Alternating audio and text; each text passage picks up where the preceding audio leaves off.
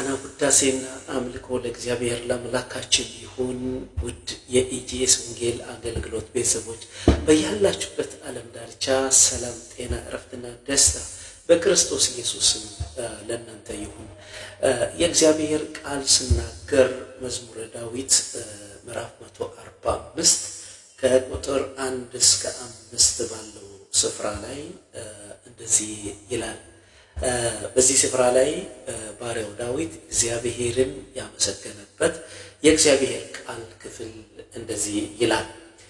አምላኬና ንጉሴ ሆይ ከፍ ከፍ አደርግሃለሁ፣ ስምህ ከዘላለም እስከ ዘላለም እባርክሃለሁ፣ በየቀኑ እባርክሃለሁ፣ አመሰግንሃለሁ፣ ስምህንም ከዘላለም እስከ ለዘላለም አመሰግንሃለሁ።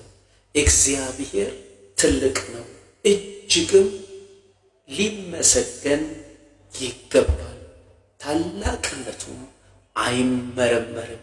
እግዚአብሔር ትልቅ ነው፣ ትልቅነቱም አይመረመርም። በየቀኑ በየጊዜው ሊመሰገን ዘንድ ይገባል። ስለዚህም አምላኬና ንጉሴ ሆይ ከፍ ከፍ አደርግሃለሁ፣ እባርክሃለሁ፣ አመሰግንሃለሁ። ስምህ ከዘላለም እስከ ዘላለም የተባረከ ይሁን፣ የተመሰገነ ይሁን።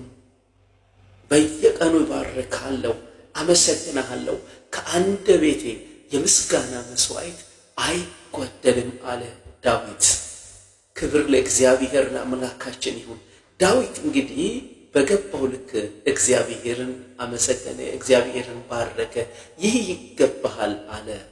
እኛም ታዲያ ይህ ይገባሃል ብለን አልነው። ክብር ለእግዚአብሔር ለአምላካችን ይሁን። ለማንም የማይረታ አመልካለሁ፣ ግንበኞች ናቁትን አመልካለሁ፣ የማዕዘን ራስን